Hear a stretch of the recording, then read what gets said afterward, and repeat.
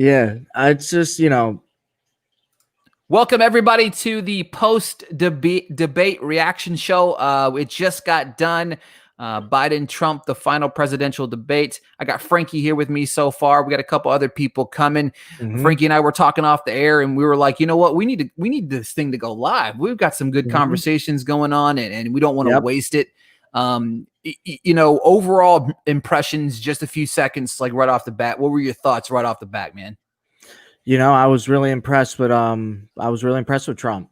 I really was. He was a lot more reserved this time. I think the muting of the mic was definitely a good thing for this debate. I guess it definitely put him at an advantage, which they said he had a disadvantage a lot before the debate.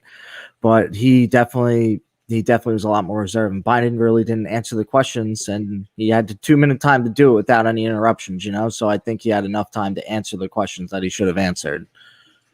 Yeah, for me, the same thing. I talked about this a little bit off the air. My biggest thing that I want from Joe Biden in understanding what he wants, and the same thing can be said for Trump as well. But the thing about it is what I want to hear you talk about is this. I want to hear you talk about the issues, okay? And the problem is we know that Trump is very much so into he plays the cat and mouse game, and he even mentioned it in saying you are a politician, right? And he uses that to his advantage. So instead of playing into the game that we all know that Trump likes to play, which is fine, it's his niche, it's what he does. Instead of playing into that, answer the questions. You bring if he goes, hey, let's talk about Russia. Biden, talk about Russia. Don't talk about anything else. If Trump interrupts you or says something or brings up, like we talked about, if he brings up Hunter Biden, don't engage. Talk about the policies. Hang on one second. We got somebody joining. Hey, Tori, how are you? Hey, what's up, Tori? Good. How you doing? We just kicked it off. It's no worries. We just kicked it off a few seconds ago. We kind of just gave our quick thoughts. So I'll let you have the floor real quick. Quick thoughts on the debate as a collective whole real quick. Okay, as a collective, I think both of them did lie on a few occasions. Both of them did kind of deflect on a few occasions. I think they both could have done better, but overall, it was definitely better than the last one. Yeah. I saw a lot of people saying otherwise, that they were saying like this is the same redundant stuff, which some of it was. That's just how it's going to be. But I felt like we got a little bit more answers out of them on certain issues. But I also felt like there was a lot of dodging. You know what I mean? And to me, before you jumped on, I was saying the one thing I wanted out of Biden this time was I want more answers out of Biden. I want him to start ignoring Trump and his ruckus and focus on the policies.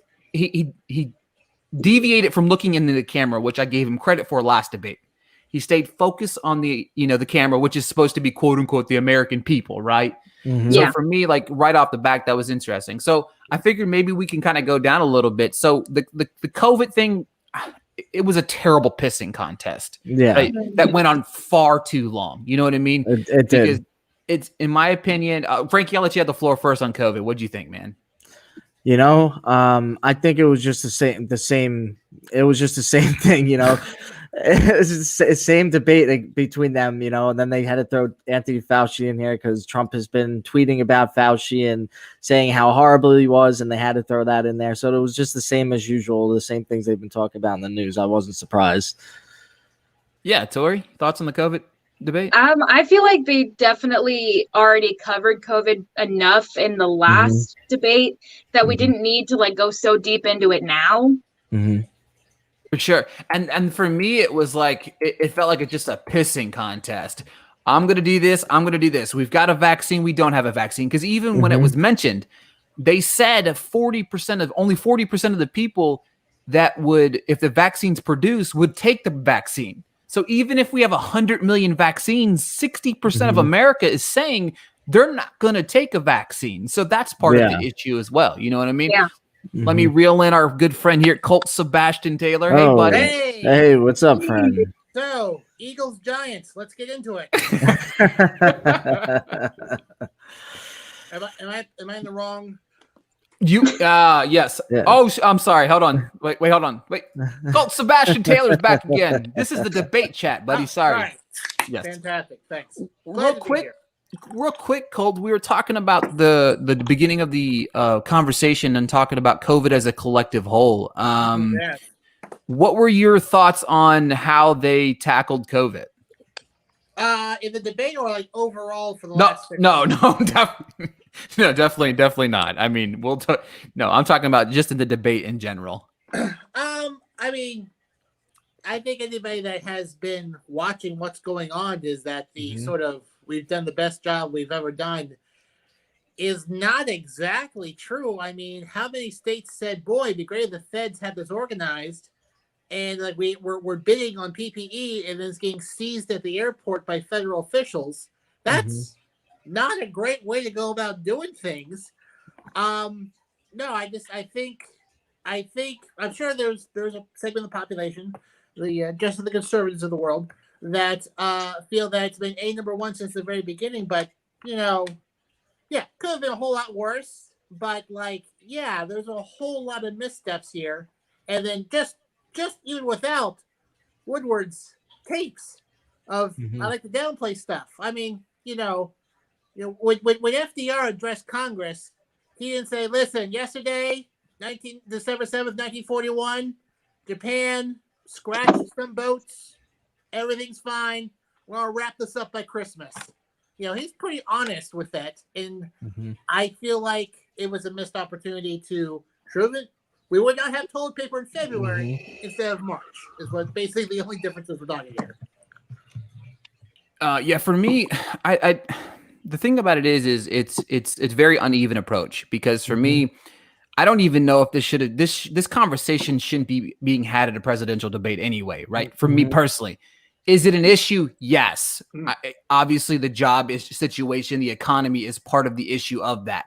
But I think for me personally, this has become far too politicized and not worrying about you and I as the American people, right?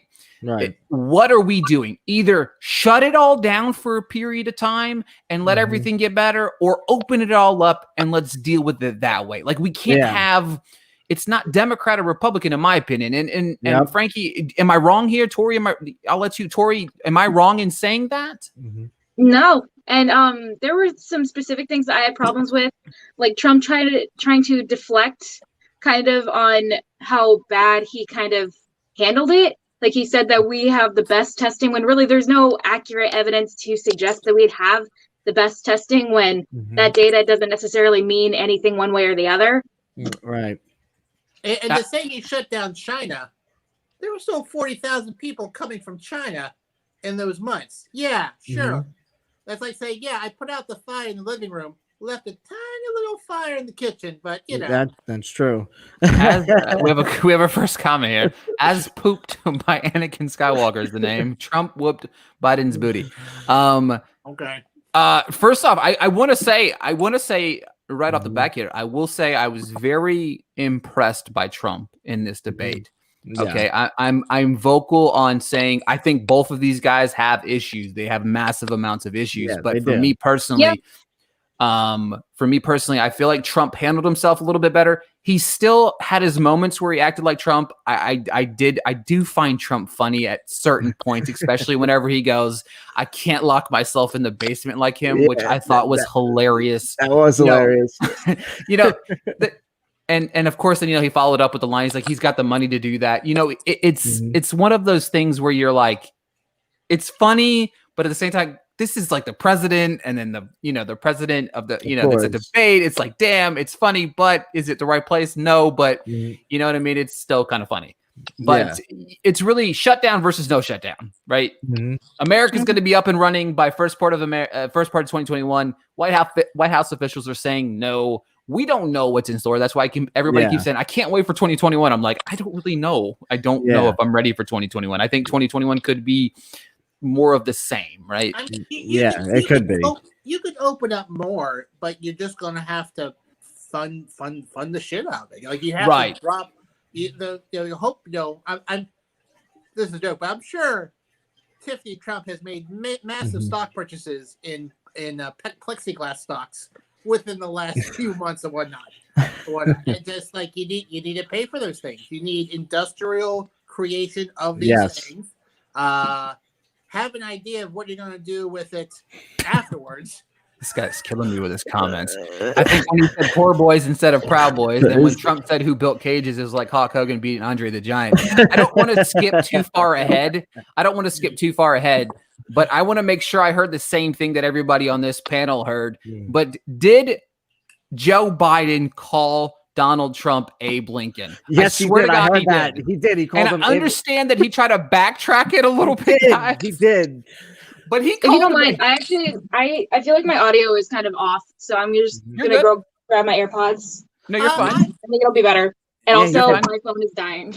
No, you're fine. You're fine. I'm just going to remove it for just a second. He did. Ron, are you here? Ron? I am here. Are you okay? Perfect, Ron. What's going on, man? Not much, man. How about you? So Sorry. did you hear the same thing that we heard? I don't want to interrupt it. Did you hear? He called Donald Trump Abe Lincoln. Period. Yeah. Like it happened. It did. You know what I mean? He did call him it. There we go. And I know he said that was after he said he had done more for the black community. well, Perhaps. I mean, perhaps said Abraham Lincoln, but some say maybe more than Abraham Lincoln. I mean, comparing yourself, I'm pretty sure Abraham Lincoln didn't start a fake university, had several wives. Well, he might have, but like to say that, I think is a ridiculous statement. I don't disagree with that. That's the first time he said it. So like, yeah, Abraham Lincoln over here. So that's how I took it. He did say poor boys instead of proud boys. He did. Biden has a lot of issues sometimes with his words and pronunciating, and sometimes I feel like he needs to talk a little bit less than he does. Ron, since you just joined us, what were your thoughts on the debate right off the bat, my man? That's a funny thing to ask me. Hey man, we're just being honest in the show, man. We're having a good time here, just chit chatting about the debate, man. We've got. I mean, America's a shithole, and it's just diving deeper into itself. Yeah. I don't think there's anything to say. I mean, it's the same things we've been seeing for quite some time. What can you say about it? I've been drinking also, right? Yeah. I think we all have. Exactly. I mean, I played a game. Anytime that Hunter Biden guy brought up, you just take a shot. You know what I'm saying? It was a struggle to get down the steps, right? I can say that I've done debate drinking for quite some time. And I noticed that this year's debate drinking has gotten like a lot heavier. Yeah. Right. The pours are a little bit heavier than they used to be.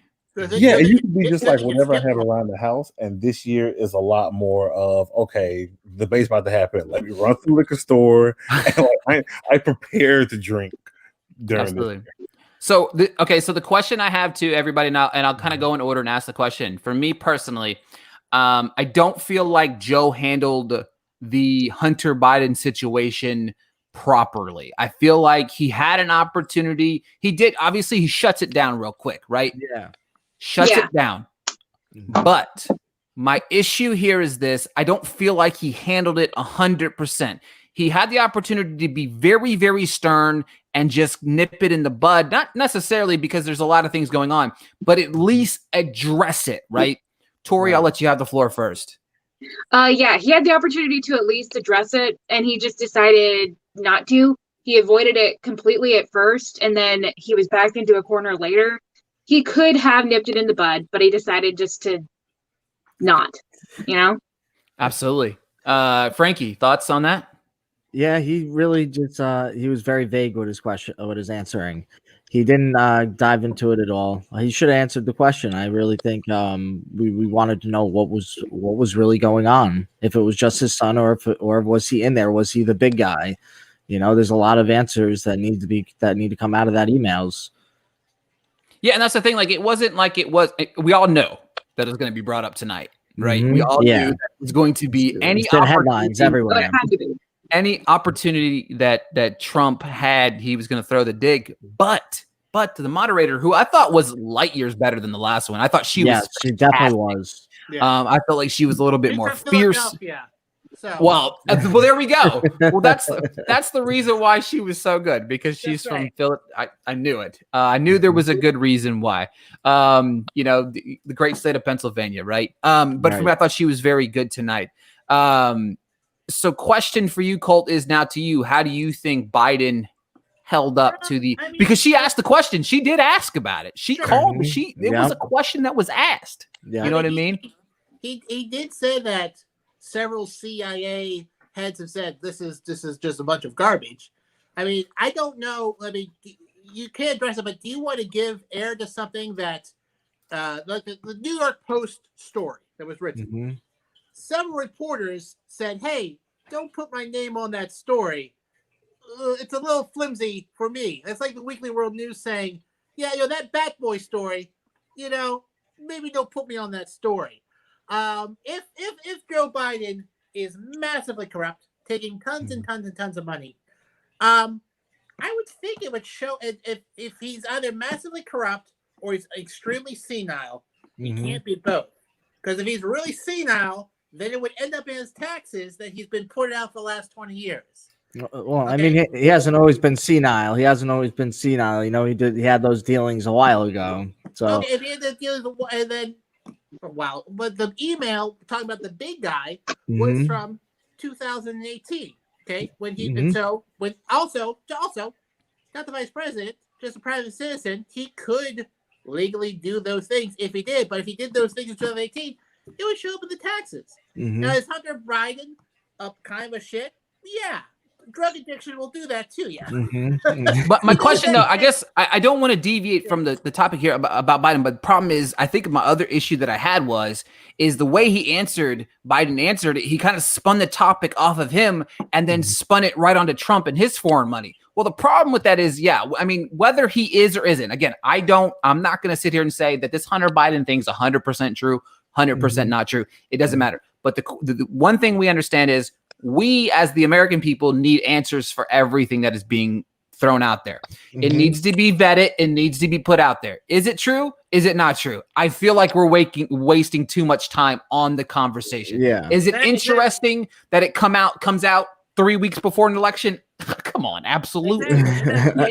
It needs to be vetted, which is why NPR, the New York Times, and everyone else said, "No, Rudy, we love you, man. Great parties, but we need more than 48 hours to go over this." Also, but I will say my problem again, though, is the fact that he just spins it to Trump, right? My problem is with Biden is he's not consistent enough on that stage to be a backbone of what's kind of going on. And that's a problem. Hey, Rashid, what's going on, man? What's up, Rashid? Hey, everyone. Rashid, I guess you just joined, Rashid, and the question I'll pose to you, how do you think Biden handled the situation regarding Hunter Biden tonight? Well, he kind of stumbled over his words. He couldn't get anything out. He couldn't make himself look at least good in that situation, because if somebody's accusing you and your family of doing something, you should try even your best, even if they're right, to at least defend yourself in any sort of way. And I really did not see that from Joe Biden tonight. I agree 100%. And that's and this right here, this comment right here from our very good friend As Pooped by Anakin Skywalker, which is the greatest name ever. I don't know, yo. I mean, if Elder Biden is involved with some shady stuff that is possibly illegal, exactly. That's the problem, right? You know what I mean? That's what we need to know, because if he was, we're 2 weeks away from an election. Yeah, that's we are. The problem right now, right? Tori, what are your thoughts? Like, we're 2 weeks away from the election. If it comes out, I know your stance is you're not voting for either one of these gentlemen, but put yourself in the shoes of a voter that might be undecided right now. Okay. And if this comes out to be true in a month and you voted for Biden, how would that make you feel as a person, as a voter? I don't know, considering the two main choices are both very iffy. For sure. It would be honestly confusing, honestly kind of disheartening for the future of our country to have to vote for one of those two. And it would be a hard decision, definitely. Yeah, because for me personally, it's like, okay, I go to the polls, I vote for Biden, and then we find out he's crooked. Obviously, we have the flip side of that, obviously, is going to be, well, Trump is crooked as well, right? Mm-hmm. When we come to the table, we understand that one of these two men are going to be president of the United States come November XYZ. I'm not going to put a date on it because I have no clue. This might be the most. We don't even know how long they're going to be counting those ballots for. Yeah, it's going to be crazy. Let's see here. All right. So moving on. I'm sorry. I'm reading my comments. So the relief bill was brought up. Okay. And the relief bill was brought up. And then, of course, the question about the poverty level individuals and the women are being the most affected by what's transpiring in America, as we know, due to the coronavirus, due to the bills everything being shut down and stuff like that. Trump obviously responded with Pelosi saying that she won't approve the bill. And I'm going to sit here and say he isn't wrong here. We've seen that. He isn't wrong. The problem is, at the same time, I feel like this is one of those executive order things, in my opinion, that I feel like he should throw down. But but the thing about it is Trump has said, if you put a bill in front of me that says we're going to give a check to the American people, I will sign it today. Yep. Now, again, I'm going to take him for this particular thing. I'm going to take him for his word.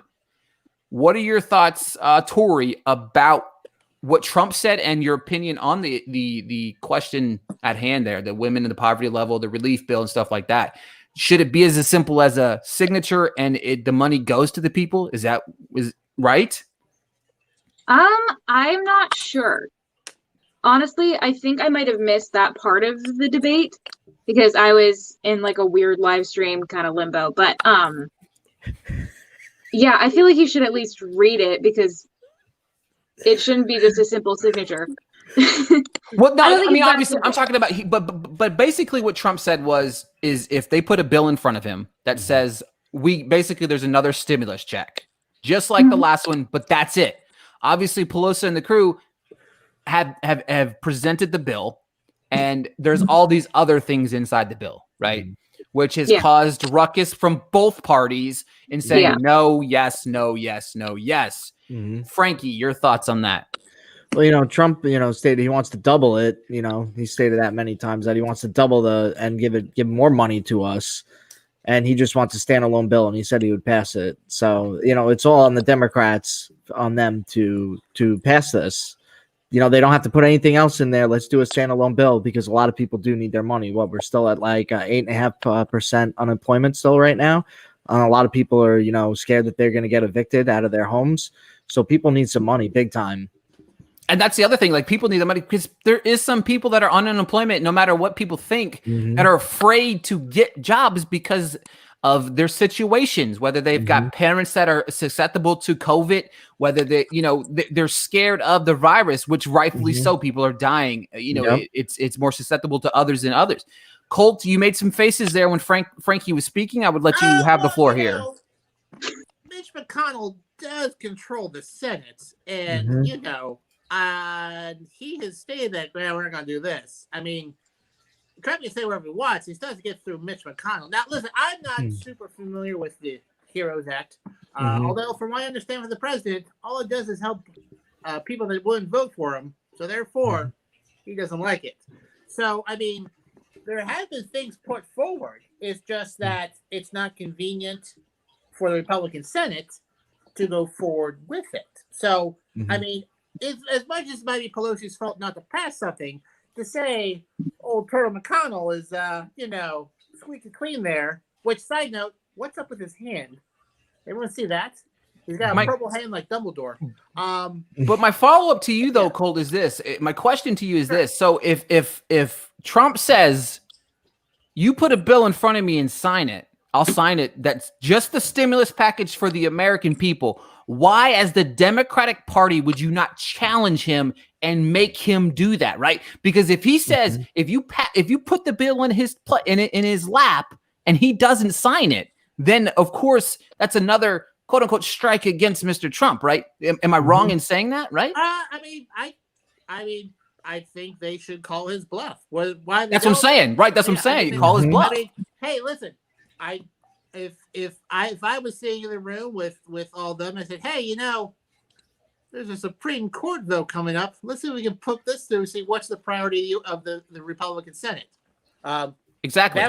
That would be interesting to see what's more important: shoving through a Supreme Court judge or getting money to the American people. That would be a masterstroke of parliamentary. Exactly. It sounds very elementary. Like we're just 6 people having the conversation and we're coming up with the greatest ideas ever here. But Ron, the question to you about the relief bill, what are your thoughts on what was said and how it should be approached? Sorry, I was away. I'm actually, be honest, I'm still working. So skip me on this particular question. Rashid, are you there? Yep. What you got for us? Well, the president should make such a remark as that because this is something you have to be held up to, and there's a re-election. So exactly, if you're caught up in a lie, and if the people in the media are going to attack you on this, especially if you're just saying things that are just, I don't know, like it's sort of a thing where if you have had somebody bring up a bill towards you and you just disagree, then now you're caught up in a lie and you can face some issues with the re-election. But also, I believe that the Democrats and Republicans should really start working together and stop trying to politicize the virus as it is. Because I understand that both sides. I'm not going to sit up here and think that one side is better than the other. But I'm going to make this more of a bipartisan type of answer. Absolutely. Both the Republicans and Democrats should work together to make a bill and bring it to the president. If he disagrees, that's on him, and that's a lie that he has made, and I'm going to disavow him on that. And if it has something to do with the American people and he disagrees with it, I don't know if I can really trust the president on that. But if there's something in the bill that's a bit dramatic, or if the price is a little too high for the American people to pay for, because remember, taxes are paying for these trillions of dollars in the relief. Yeah, you are right about that, Rashid. Absolutely. If the American people disagree with that much money being spent, even though we are trying to help other Americans, I'm not sure if the president is going to do that for the betterment of the entirety of the American people, not just a small minority. Yeah. It really depends on what the president says, and if he says no, I'll hold him up to it. And if the Democrats or Republicans with their bipartisan bill make something dramatic and they put it on the bill, I'll hold them to it as well. I mean, I can understand Republican Senate being a little shy about committing to anything, because there have been examples in the past where everyone has been on board and then gets blown up at the very end. Like they've made it, like Pence has come in, they've made a deal with Pence, everybody is on the same page, and it falls apart at the 11th hour. So it's from McConnell's perspective, that's the best thing he can possibly do is stay out of the line of fire and let the president and Pelosi duke it out so he can maintain his majority. I mean, and see, that's what I'm talking about. That's my biggest thing here is like Frankie's, call his bluff, call his bluff. You know what I'm saying? That's the same way that I feel like we consistently do on stage. Biden say, focused on the camera, ignore him, right? You know what I mean? Let Trump dig his own grave, and then vice versa. Trump did a very good thing. Last debate, I said, if you let Joe talk, Joe will put his own foot in his mouth. And he did it several times tonight. Yeah. I mean, exactly. Yeah. He called him Abe Lincoln. He called, you know what I mean? And my favorite thing is he looked at the camera and looked at Trump and goes, he's running against Joe Biden. And I made a note and I said, well, look, there's a plus. He remembered his name this time. You know what I mean? It's next thing I want to talk about though is minimum wage. Okay. I thought Biden was a little bit better on the minimum wage conversation than Trump was. I see it both ways. I saw what Trump was saying, but for me personally, Biden is, first off, minimum wage being still $7.25 an hour is absurd, right? Yep. It's absurd. And I understand people are like, well, if you raise minimum wage, then everything's going to go up price wise. Well, everything's going up price wise regardless. Yep. If I go to the grocery Yeah. store, my bills have gone up since this pandemic. When I go to the grocery store, it has, period. So to Tori, to you, the minimum wage, do you agree that Biden had a better answer? And how do you think that we can approach that moving forward as well? I feel like they both had definitely good points because Trump was right when he said that different states have different economies. And right now, I live in Arizona and we did raise the minimum wage. So minimum wage is going up in certain places. And my best friend just moved to Idaho and the cost of living there is much lower because their minimum wage is still $7.25. So it does raise the cost of living, definitely. So we need to, I would suggest finding a way to lower the cost of living before we raise minimum wage because Biden was right when he said that first responders were making less than $15 an hour. Yep. Like ambulance workers working at Banner in Arizona right now, they make minimum wage in Arizona. Wow. Which, See, that's a problem. Yeah. And people working at Chick-fil-A making $13 an hour instead of 11 are making more than an ambulance worker. Wow, that's crazy. That's, to me, that's not right. And that's That's mostly a private company taking advantage of the minimum wage, in my opinion, but yeah, it does have its issues. Absolutely. Rashid, what were you saying?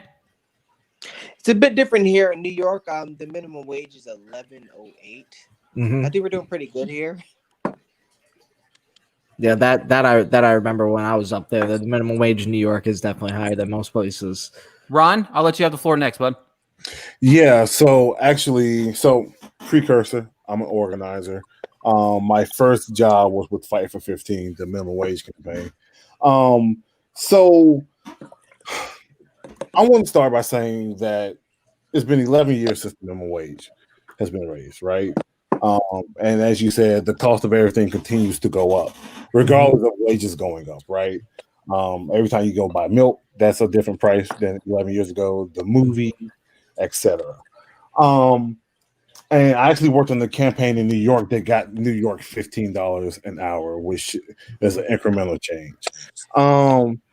Overall, if you look at how the disparity between CEO pay and worker pay has gone, right?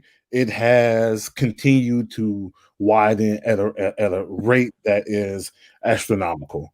I think in the 80s, it was around 30%. The average CEO made about 30% of what the average worker made, versus now it's hundreds times of what the average worker is making. If minimum wage went up at the rate of production, we would be well into 20-something dollars an hour, right?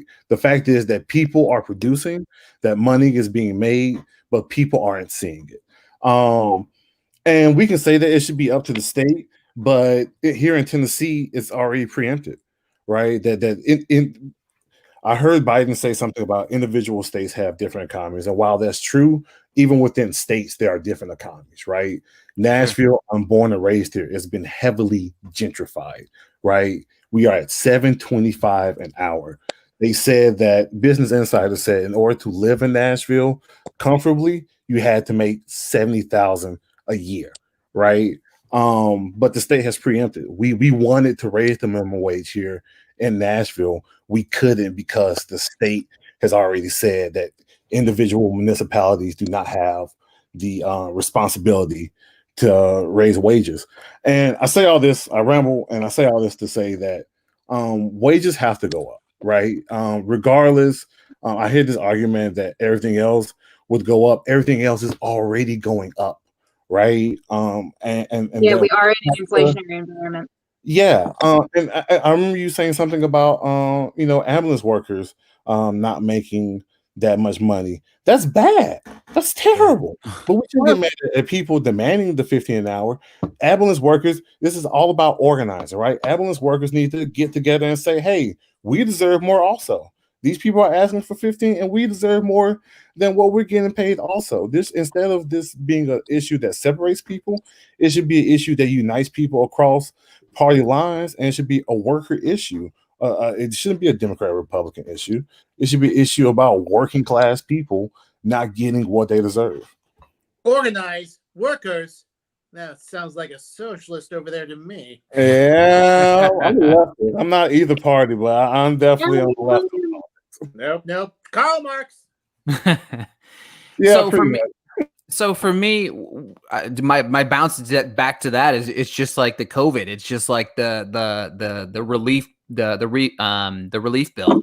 All of this stuff is being politicalized for no reason at all. This is not about politics. It's about the American people, and they both sit on stage, and it's just like, guys, it's about the American people. You know what I mean?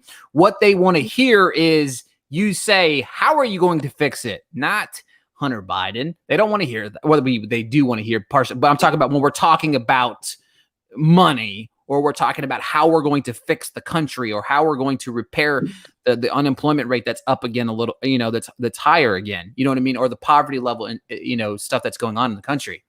So transitioning, obviously, I want to touch on the conversation about whenever he talked about bringing up the Black Lives Matter. Okay. Trump mentioned that the early stages of whenever he first heard the Black Lives Matter stuff, his issue was that he heard them protesting about burning the pigs and all of this stuff. And then, of course, on the flip side, Biden said, we need to help everything. First comment is this. Obviously, the conversation is brought up about having the parents fear for their lives and have that talk with their kids. First topic is, again, another subject, in my opinion, that shouldn't be politicized. It should be common sense. I'm going to pose it to Rashid first and ask you your thoughts on how Trump handled the conversation, and then also Biden as well. Rashid? He did. Okay. All right. But Joe Biden got a hold of him. All right, Ron, first question to you. Why would you ask me this first? Well, for those of you at home that don't know, Ron is in fact Black, so that's why I asked Ron the question. I'm also the co-founder of the Nashville BLM chapter, and been to Ferguson plenty of times, and all my arrest record has to do with social justice. So, Hellraiser. So with that said, how do I feel that Trump answered the question? I mean, how do you think I feel? I think that he answered it in the way that I expected, right? Which is pretty much, I'm not gonna say he dodged the question. I mean, he did say he was the least racist person on the stage. He did say he was the least in the building. In the building, in the room, which means that you're still like, okay, racist, I guess, right? I mean, I'm the least racist, but I'm not as racist as the other people. I mean, I have my people that I hate too. But my bounce back to you, that is this about when he brought up about Biden's bill. Biden has apologized for that bill, but it also did hinder the community as well. It very much did. What did you feel about Biden's response to that? So here's the thing about the 94 crime bill, right? Is that it is trash, right? The super predator comment more so is attributed to Hillary Clinton, right? But it is very much a trash bill. But you also have to look at the political climate of that time, right? That the people who are asking for that are a lot of our older Black church folks, right? These are very much people who are into respectability politics, right? These are people who fought in the civil rights era for voting rights, right? These are more of your SNCC people, not even SNCC. These are more of your SCLC, Southern Christian Leadership Conference, versus your more radical, revolutionary type of movement activists who asked for this bill, right? These are people who did not realize the type of damage that the war on drugs was going to do, right? So when they see the crime that's happening in the community, rather than seeing that as a effect from the war on drugs, right, which is very much a Nixon and Reagan era policies, right? Rather than that, they saw it as just hoodlums who who need to be taken care of, right? Not people who need to have resources, who need to have better education, right? They saw the problem as locking people up, right? Because that's what America has taught us, right? Once again, it's a trash bill, but those were the leaders of our community at the time. I think him taking accountability for it is a major step. But there has to be more. Just like Kamala is a cop, right? Like she locked plenty of people up in California, right? There has to be some type of accountability. And so I just need to see better policy from Biden on that. I've seen some good stuff, and I'm happy that he's taking responsibility. And I don't beat him up over the head as much as some of my fellow black leftists do over the 94 crime bill. Like I said, it's trash. It's just a different environment than what we have today. So before I hit you, Rashid, a question. Hold on, give me 1 second, Rashid. There's somebody asked a question. Ron, did your parents give you the talk? Is what was asked. Yeah, pretty much. Rashid, back to you. I'm also black. I have something to say on Joe Biden reacting to the crime bill that he made in 1994. Well, yes, he's probably reacting to that. I haven't heard him say anything about that, but I'm going to do a little bit of research after we do this talk. But has he disavowed the time that he talked about a racial jungle or not supporting integration, segregating school buses, saying the N-word blatantly in a meeting with Congress? Has he reacted to those racial comments at all? And if he has, please let me know, and I will definitely look that up afterwards. So I really want to ask that question because it's kind of so blatant that you cannot tell me that he is not racist just because he apologized about the crime bill. A racial jungle? Really? Ron, response to that? Let me clarify. I am no fan of Joe Biden. I actually worked for the Biden campaign in Carolina of last year and left within a month because they didn't live up to their end of the bargain. So I don't want to come across as a Biden apologist. I am work outside the Democrats and the Republicans. But yeah, I have no knowledge of some of those comments, so I can't respond to it. All right. So my question, I want to follow up here. Obviously, I want to touch on a couple things that are mentioned in the comments. I don't want to ignore the comments. I'm enjoying everybody commenting in here. Trump said he did the most for the black community since Lincoln. Any thoughts on that? Anybody on the panel? I disagree. I'm just gonna laugh. Pretty sure LBJ, when he signed the Civil Rights Act, didn't take slaves times calling for the death of 5 people. I mean, I could be wrong. I don't keep up with my LBJ newspaper ad accounting. So Rashid touch on this just a little bit, and I would also want to touch on it as well. So saying sorry for Biden is okay, but not for anybody else. Very true. He lied about fracking, lied about getting rid of oil jobs. Tony testified about their family corruption during the debate on Fox News. What else? Now, my comment here is this. For me personally, the problem I have is you have the inconsistency with Biden and what he said on his trail, what he has said on the stage. So if Ron, I'm trying to word this the right way, I guess. And this could be for, is it okay for us to say we forgive or forget or take it easy on Biden for his 94 bill? But then on the flip side, we see some of the bills that Trump has passed to help the black community. Why can't we forgive Trump for those things as well? I guess that's my question. And Rashid, that's my first stop to you. I do know that you are more so, you ride the middle a little bit as well. You're not one or the other. But at the same time, the question to you, Rashid, first. What are your thoughts on that statement that was mentioned? Well, I can say that I can forgive Biden, especially because of what Trump is doing now with the prison reform. And I think now that things are changing, this is basically the time of change. From the 1994 crime bill, we have learned our lesson from the crime bill, and I'm sure Biden has as well. So I forgive him for that. and I forgive Trump as well for past things that he has said, whether they were racist. I'm not sure if he said anything racist, but I'm going to say right now, if he has ever said anything racist, I forgive him because is especially I forgive him because of what he is doing for the Black community now. So it's like he's kind of what would you call it? I wouldn't even know how to say. He's kind of basically reevaluating himself, or basically reassuring us that he can actually do good for the community that is, or the minority community, or people like us.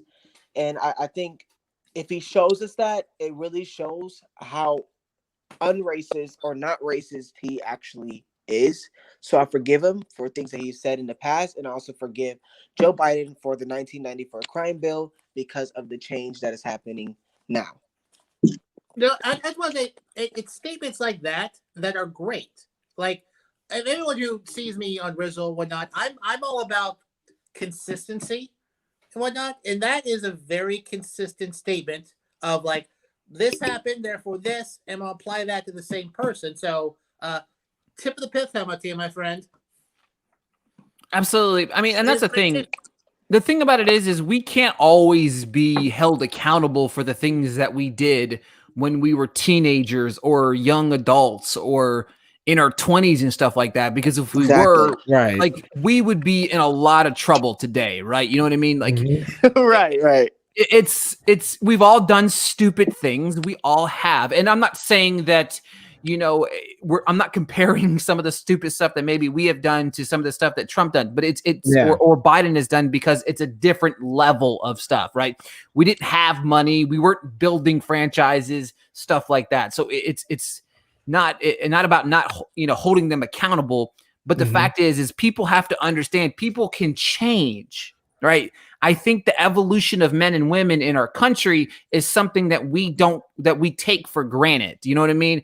It's something that a celebrity or a football player said when he was 18 years old, that whenever it's time for him to get drafted, somebody digs up his old tweets, which, guys, if you're listening, if anybody's listening, you're a political figure, you're a football player, a baseball player, or you're a celebrity or about to be a celebrity, have all your tweets wiped, okay? I'm not saying anything you're saying is okay, all right? But what I'm saying is wipe your tweets, all right? That's just point blank, all right? But the thing about it is I like this one right here. Trump is not wrong. He has passed bills, right? No one else. Biden was in office for 40 years. I wasn't saying that he did nothing. I was just saying that the comment about him being the best since you're right. You're right about that. Because we're forgetting desegregation. Yeah, you're right about that, because he's definitely not the greatest president for Black people since Abraham Lincoln. That's just definitely not right. I know. He's definitely too blown out of proportion on that one. His ego was getting to him. Yeah, so that's the thing, and that's the thing.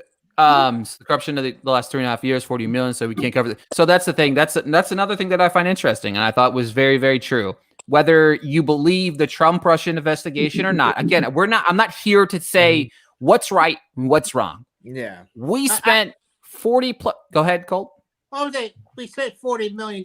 We got like 50 back from Manafort. So if anything, we made money off of it. But he didn't. As a profit-oriented person that he is, you'd think he would say, "Hey, listen, my FBI, you know what? He was my friend, crooked. We made money off of this." You would think that it would be the route he would take. I mean, like, spent $40 million, got a lot of money, crooked money back from old Manny Manafort over there. So I mean, I don't disagree with that, but my thing is he has a point. Obviously, again, my problem with this is saying this. Okay.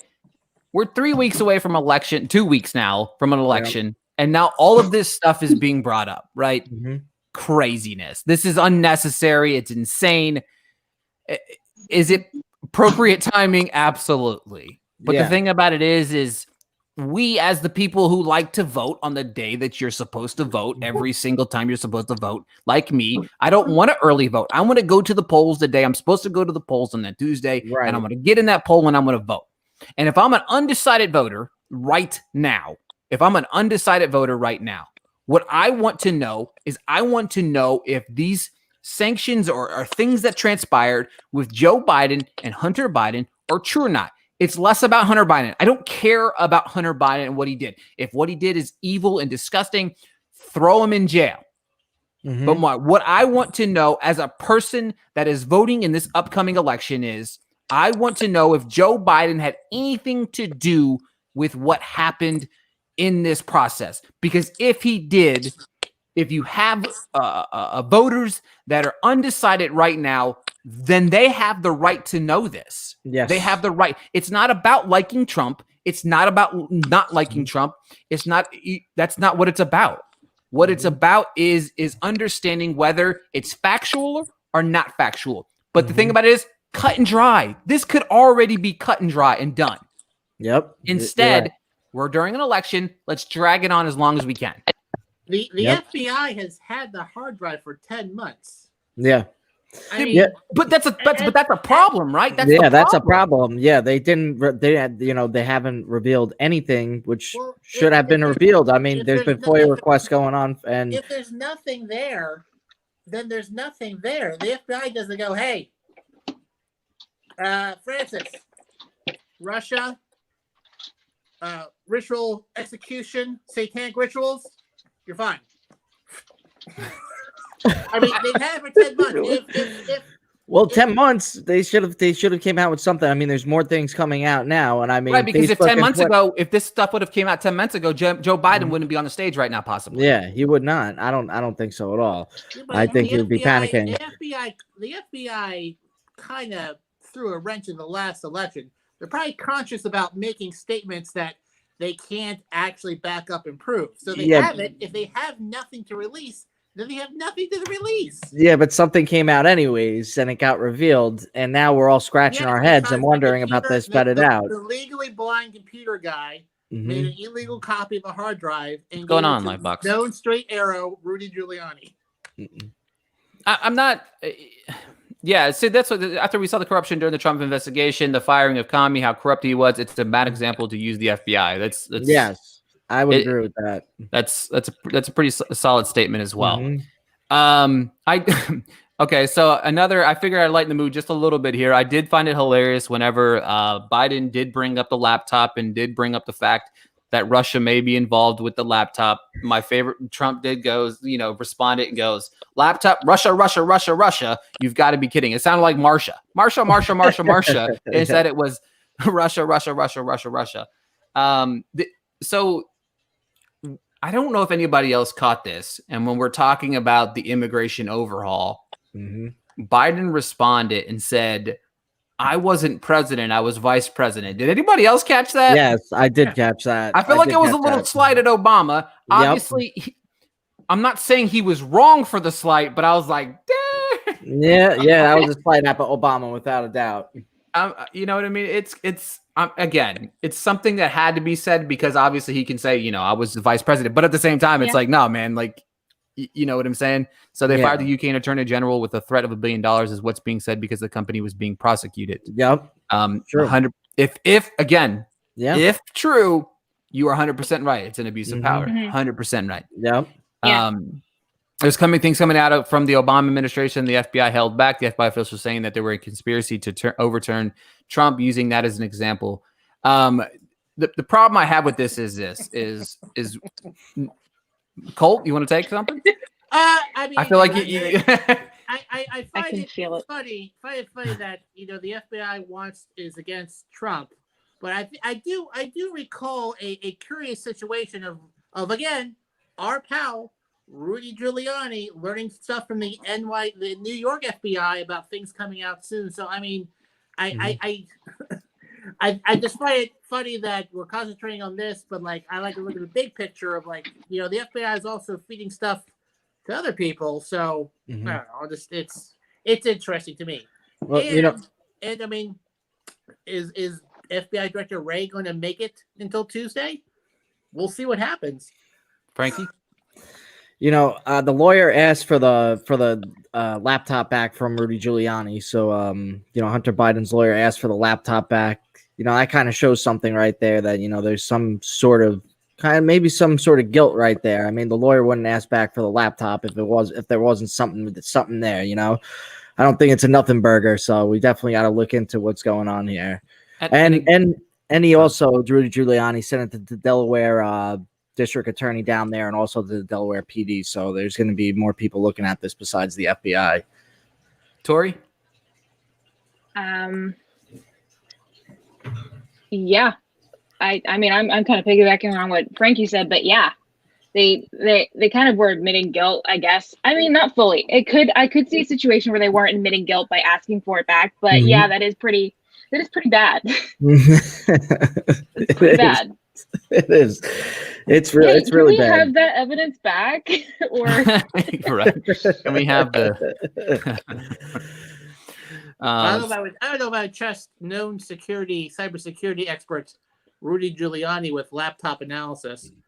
I saw on Twitter the Indiana Young Students Democratic Association vice president tweeted a picture of Ivanka Trump to Rudy and said, "Hey, it's Ivanka. What's going on with the Borat thing?" And he said, "I'll call you right back." Really bad. Well, yeah. I mean, I'm not gonna say Rudy's exactly the be all end all here. I'm not gonna. He's definitely not. He's definitely a corrupt guy himself. Yeah. I just want to say how amazing it is that like he went from America's mayor at 9/11 to like just it's sickening how much we loved him, and now he's just the butt of all the America. Anyone seen the Saturday Night Live sketch? I was about to say, I thought you were gonna say, has anybody seen the Borat movie? Yes, I have, and yes, I've seen the scene. And really? He was not reaching down his pants to tuck his shirt in. I promise you, okay, guys. I will admit, I've seen it. It's not true. What he is saying in response, I don't, you know what I mean? When I watched it, my jaw dropped. I still can't believe what I witnessed. When you guys see it, you're gonna think the same thing. Here's the thing. That has happened months ago.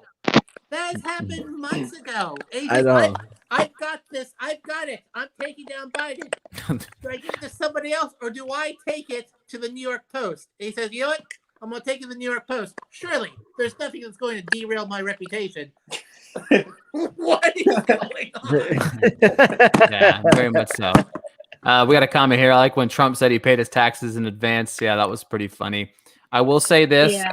And speaking about Trump and the taxes and stuff like that, when he was asked about the offshore account, he was stern in his answer. Very, very happy with his answer there. Whether, again, I don't really, you can't really take into account what either one of these guys is saying is true or not true, right? You know what I mean? We don't know whether or not the account is really closed or not, but very concise, very stern in his response and saying, yes. And then asked about the taxes again. He said he's been talking to his people. He's going to release the taxes soon. I'll be interested to see that happen. I really would be interested in seeing that. This is the first time this is the first time he really said that he had planned on releasing them, though. Yes. Yeah. This is the first time. Billions of dollars in taxes.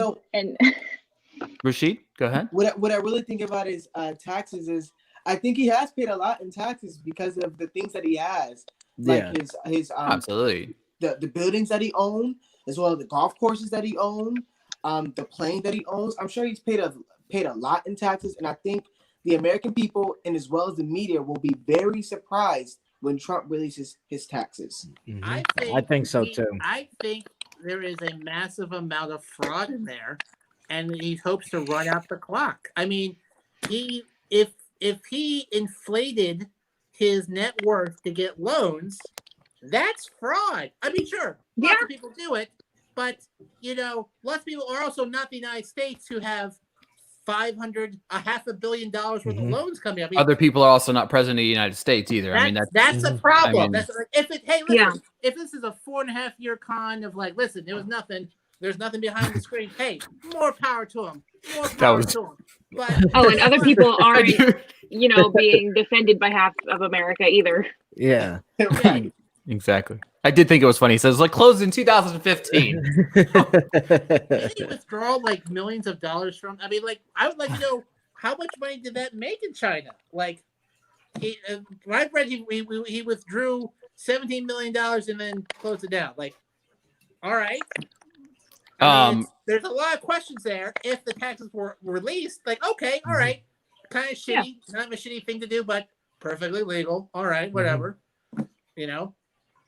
So, he's never released them. If he loses, he's gonna say, you know what?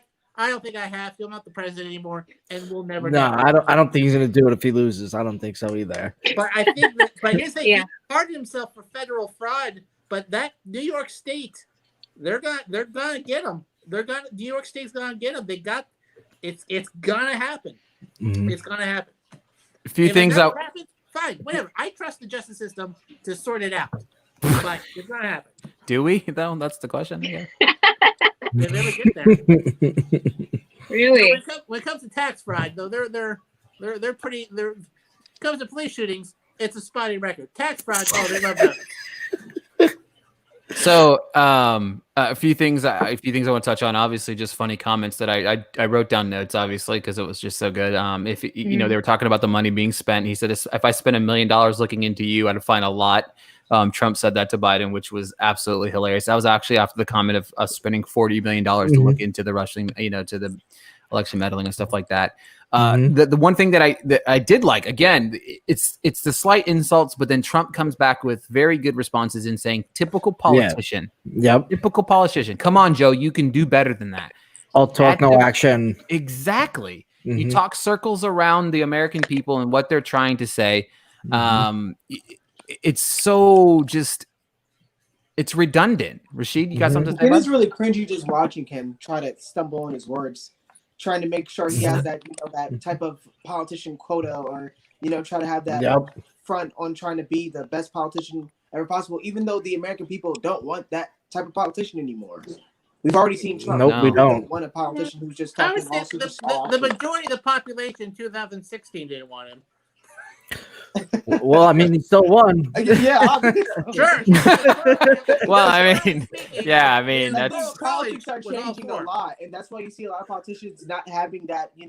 I mean, even if you look at like AOC getting elected, you could tell people want more dramatic, brash, more people being brash. Yes, you know what I mean, and it's 5 years ago, maybe you say, well, I want to be a politician, because that's what they say. Well, grow up and be a politician and change things.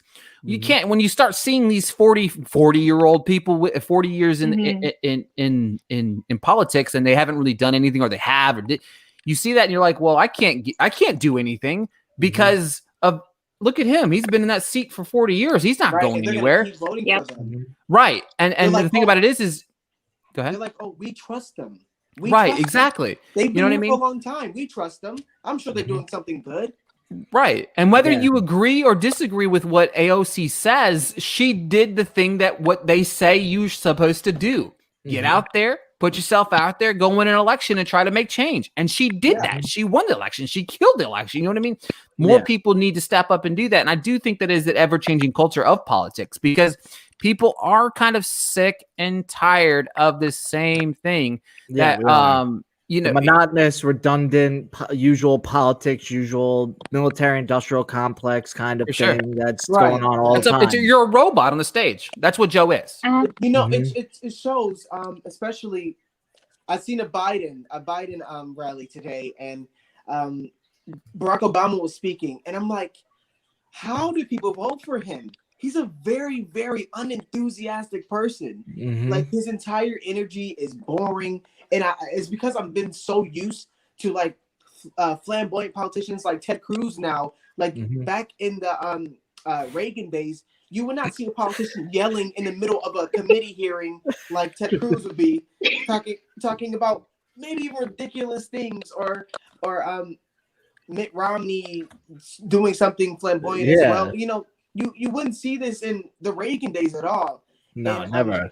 And now that I see Barack Obama, which is one of the most boring politicians that I know, and he's smooth, but it's just like we're so used to people being out there that it's just weird to see Obama speaking, and he's just a very boring person. Yeah, he is. He is boring. But do we honestly want who can be the craziest on TV during their 15 seconds, or do we want folks that can work things out with other people. I read Well, a story time out. where Let me they- stop here. I'm going to make a joke right here. We just found Do the it. 500 kids that were missing. They're in Rashid's. No, I'm just kidding. But that's the thing, though. I will say, I will pose to what you just said there, Colt. My question back to you is what Amy Bright here said. Biden has promised things for 47 years. We see his track record. His track record is not great, and it has never been great in what he's done. That's why a lot of people voted for Trump in 2016 because of people like Biden. Trump said a lot of words on his campaign trail and spoke a lot about different things. Yes, so he did. The caveat to that is Trump was different. Trump was new. He was an wasn't a outsider. career, exactly. He was an outsider. He wasn't a career politician. And that's why Trump won the election, period. And obviously, when you look at the other side, Hillary was Hillary. I voted for Hillary, yes. But the thing about with Hillary was she had her flaws. And that was a problem as well. And that's what people didn't like. So my question to you is what do you have to say to the individuals that say Biden has been promising this for 47 years? This is why we voted for Trump. We want different. Well, you know, So I have to apologize for what. No, you're fine. You're fine. It's all good. You're good. Colt? I mean, I think when people say like he hasn't done anything, I mean, can you name 24 things other people have done? I mean, a lot of politics isn't so much. Look at that award I got. It's making sure that the gears of government keeps going so that the area you're responsible. But what has he done though? That's the question that everybody. That's the thing though. That's what people are sick and tired of. 47 years. Why are we still arguing about stupid things? Why is there still people think that there's social injustice? Is there this? Why is there that? Why is there poverty? Why are all these people being held back for all of these years? If people like him have made a change, then we wouldn't be. Yes. Are we better off than we were 50 years ago? Yes. 100%. Are we better off than we were 25 years ago? Yes. Yes. Yes. Are we where we need to be? No. No. Right. No. Well, But the thing about it is if you look at 40 years of building, yes, I know what you're going to say. The trajectory was going up with Biden and what I was saying. You're right. But the problem is people like Joe, and it goes for all of them. It goes for Democrat or Republican. Nobody should be able to be a career politician, period. Yeah. I agree. I agree 100%. 100%. I agree with the principle of like you should not be there. The principle of term limits. But I have a few. I think it's a few friends in Oklahoma that have strict term limits, and they say this is the goddamn disaster over here because every 8 years we get a whole bunch of people who don't know each other, who don't like each other, and they can't get anything done. Granted, if you're stuck in the Washington bubble, there are disadvantages of that. But you cannot deny the advantages of building long-term relationships with people to sort of compromise on things. Things have completely broken down since the 90s. Okay, there is no compromise is a bad word. There's no consensus on things. Some would say that the high turnover rate of bringing new people in that refuse to engage with other people, they're on their own little bubbles, has led to that. To piggyback on an argument like Joe didn't do anything 8 years as vice president. First 2 years was the health care, which was a whole lot. After the last 6 years, Republican Congress, which their stated goal was, don't get anything done no matter what. So much to the point, let's make sure we hold the Supreme Court open. But the thing, but hold on. But let me ask you a question though. The thing about it is, it's not always about quote unquote what he did, right? It's not always about what they do because we know how the process works. Millions of people, the votes have to be there. But it's about introducing the bills, introducing the right bills, making sure that you're fronting those bills, right? Yep. Rashid, you following me there, Rashid? Yes. And it's kind of been to that point where politicians think they're invincible now. They think they're invincible, and they've been so basically oblivious of what can really happen in an election because they've been voted for multiple times, years after years after years, and they've been voted in, and it seems like they haven't gotten anything done. And then when it comes to that point where we're like, we're tired and there should be change. I think the American people know that some politicians need to go. Yep. But then again, there's not a lot of challenge out there where there's people who aren't politicians out there saying, you know, I want to change, but I don't want to be the one who makes it. I want somebody I want somebody to do it for me. There's so many hurdles. That's a problem. There's so many hurdles to get on the ballot. Yeah. Exactly. That's a problem, Yeah, right? That's That's a problem. Tori, It is a thoughts problem. on career politicians as a collective whole? Well, if we're not going to if we're not going to make term limits for them, then we at least need to maybe roll back on the benefits that they get or the income that they get, because right now their income is so high when they don't have that many work days and and they have so many benefits along with that, and they're also somehow becoming millionaires. We have to somehow change the system, whether that's term limits or age limits. I think age limits at least. Mm-hmm. It's not a terrible idea. And everything is paid for. Their flights are paid for. Their vacations are paid for. They get a pension if they're in for more than 2 years. More than 2 years, they get a pension. Their housing. They have housing allowance. Yeah. Yet they make $170,000 a year at least. Frankie? There's something wrong with that. You know, I've on both sides, Republicans and Democrats, you know, it hasn't been good having, you know, these career politicians in there, especially these rhino Republicans, these old guard Republicans like Mitch McConnell, like, you know, the one Jeff Flake was in, or Tom Cotton. I'm really not a fan of Tom Cotton either. These old guard kind of Republicans, and you know, John Bolton, that's what he's putting all in, is on the Senate this year. So you have these old guard Republicans still going in there, and these are not like people that Trump really wants around anymore, and that's not what for his populist message, you know.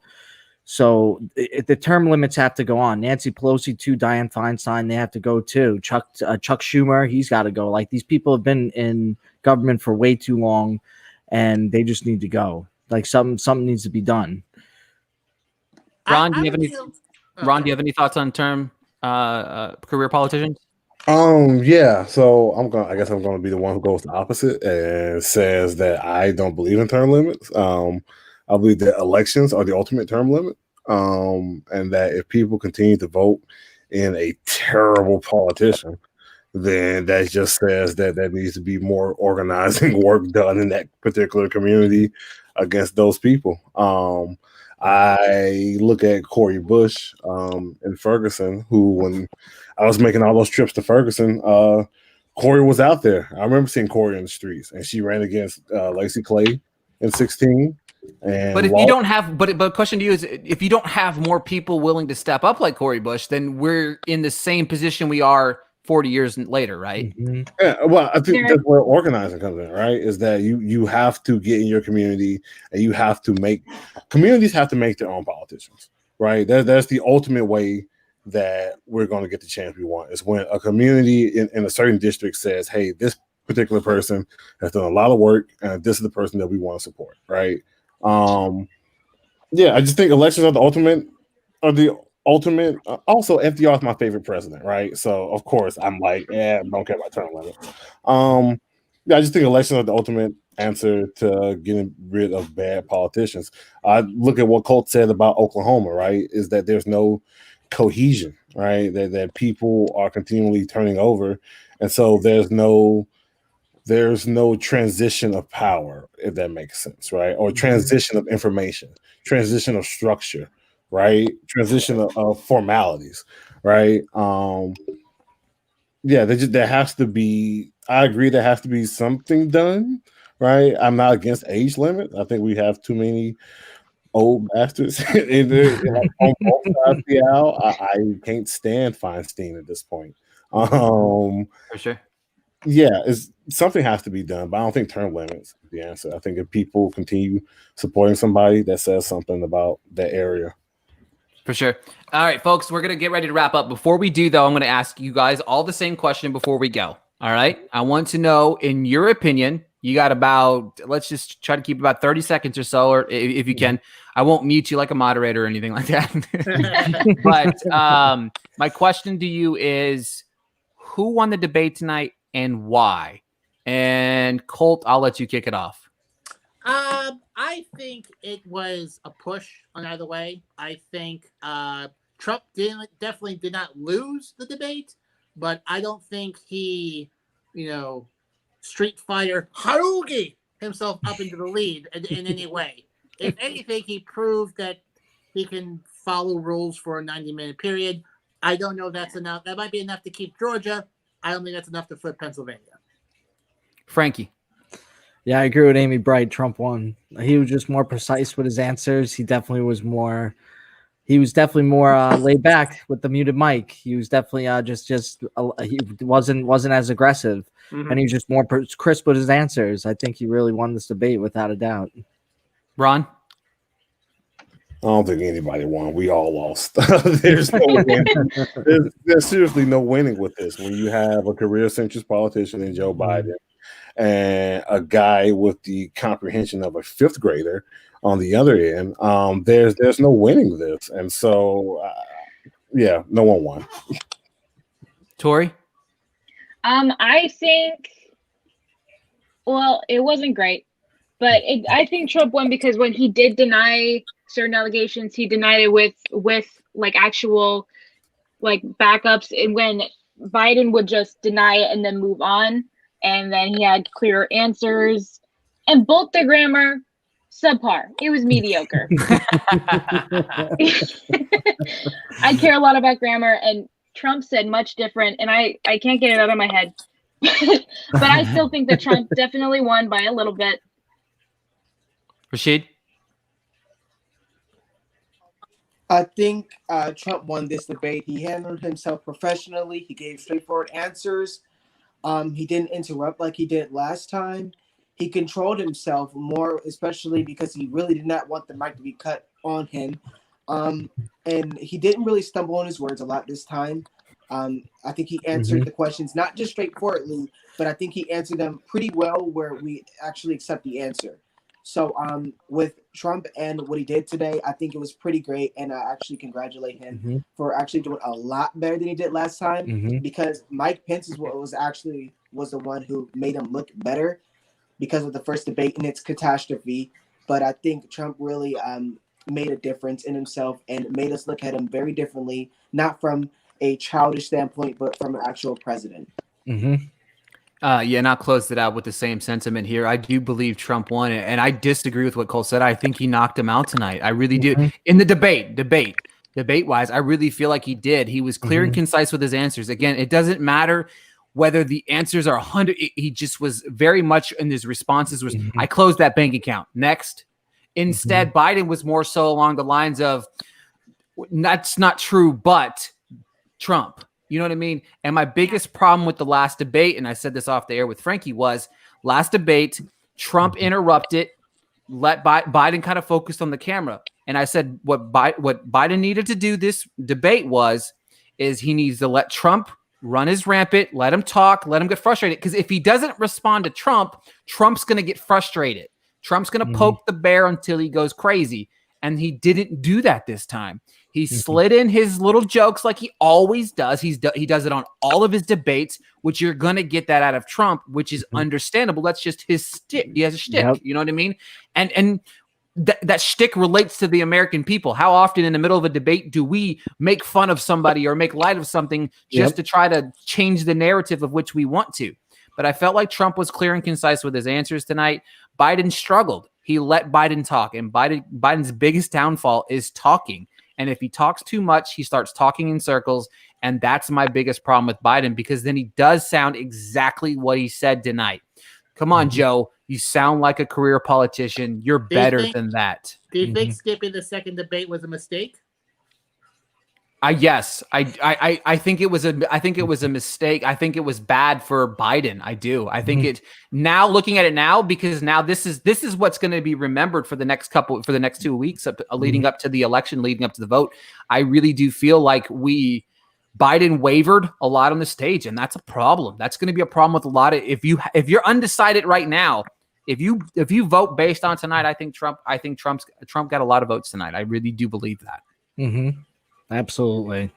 Folks, I want to thank everybody on the panel today. I really do greatly appreciate it. I appreciate the comments. Thank you so much. Somebody just commented, great stream, guys. I feel like we were fair and concise with everybody.